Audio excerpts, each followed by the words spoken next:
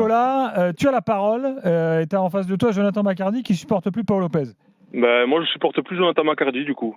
Franchement, tu es la caricature de Jérôme Roten, mais marseillais, c'est incroyable. Oh non. Mais tu en rajoutes, c'est impressionnant. On dirait que tu en rajoutes pour l'antenne. Dis-moi, parle-moi de Paul Lopez, vas-y. Je suis persuadé que si on te parle en off, tu n'es pas aussi négatif sur Paul Lopez. Je pense que tu parles de Paul Lopez. Ce que je disais pendant le match, c'est que sur Paul Lopez, en off, je pense que j'étais encore plus virulent. Paul Lopez, tout à l'heure, l'auditeur, il a dit oui, s'il nous fait ça contre Lyon ou contre Paris. Mais contre Lyon et contre Paris, ça fait déjà 2 ans et demi qu'il est à l'OM.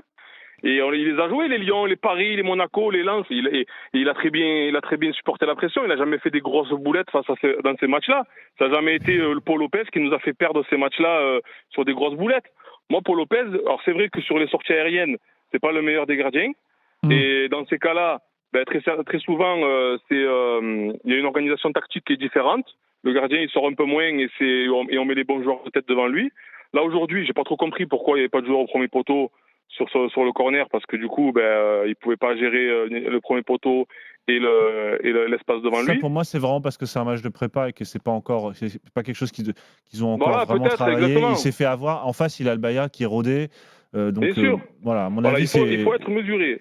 Moi, je devrais dédramatiser un peu cette affaire-là. Bon, par contre, qu'ils mettent un mec au premier poteau quand même, Nicolas. Mais pas forcément, Gilbert. T'es obligé de mettre un mec au premier poteau. Bah si, il faut. Ça, c'était les années 80. Mais non, il y a tellement... Écoute, le Bayard le faisait pas. Le Bayard le faisait pas non plus. Ils ont pas pris de but. J'ai pas envie de partir sur ce débat parce que coach Courbis n'est pas là. Le jour où tu croises Roland, il va t'expliquer lui par A plus B pourquoi il faut au moins un gars à un poteau. Mais et moi, je vais t'expliquer par A plus B pourquoi tu t'es pas obligé de mettre des joueurs au premier ou deuxième poteau. C'est une question de modèle de jeu. C'est comment tu veux jouer, comment tu veux défendre. Là, il y a un gars au premier poteau. Si tu mets un mec au premier poteau, t'enlèves ton meilleur joueur de tête, t'enlèves un joueur dans la défense et t'enlèves un joueur au premier poteau sur les combinaisons, sur les blocs qui peuvent être faits. Maintenant, tous les joueurs font des blocs. Donc, si tu enlèves un joueur et que tu le mets au premier poteau, tu peux pas empêcher le bloc. Donc, tu te retrouves avec un joueur en moins. Et en plus, en face, tu as des mecs qui font les combinaisons de basket.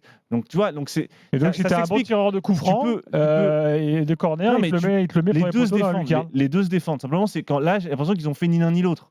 Donc, il faut choisir. Il est là, à mon avis, le problème.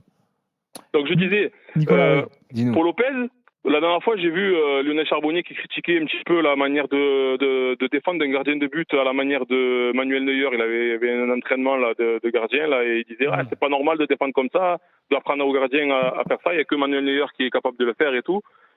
Paul Lopez, dans cette situation-là, dans les 1 contre 1, c'est un des meilleurs gardiens que j'ai vu depuis que je supporte l'OM. On avait Mandanda à l'époque qui sur tous les 1 contre 1 qui prenait avec les attaquants, ça faisait but. Il se couchait, il prenait le ballon tout le temps entre la hanche et l'aisselle et ça me rendait fou. Tous les 1 contre 1, 90% des 1 contre 1 que l'OM prenne dernièrement, avec Paul Lopez dans les buts, c'est arrêté.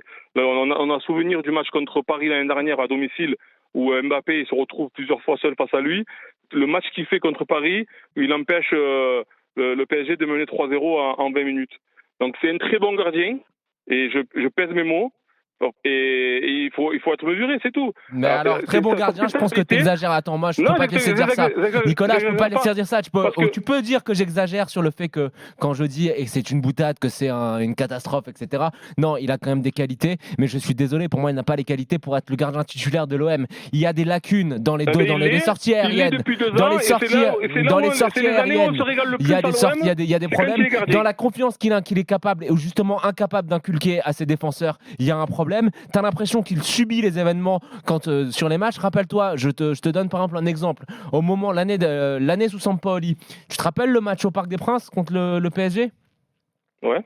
À partir de ce match-là, tu as une série de 3-4 matchs où tu as l'impression que ça fait un tir cadré, un but. L'année dernière, sous Igor Tudor, pareil. Il y a plein de fois où, certes, il n'a pas fait des boulettes aussi catastrophiques que ce soir, mais où il est totalement neutre sur le déroulé des matchs. Je ne demande pas à Paul Lopez de faire des arrêts highlight YouTube 3 fois par match. Ça, on s'en moque à la rigueur. Mais il en a fait. Non, mais écoute-moi. Le problème, c'est qu'il y a des moments dans le cours d'un match, dans le scénario, dans le film, dans la lecture d'un match où il faut être décisif et Paul Lopez ne l'est pas, c'est tout. Moi je le trouve pas assez tranchant. Après toi tu me dis que tu l'aimes bien, permets-moi de penser que tu as des goûts bizarres, mais moi personnellement quand je vois l'équipe que Marseille est en train de se construire, je pense que Marseille mériterait quand même un petit peu mieux qu'un gardien aussi passif.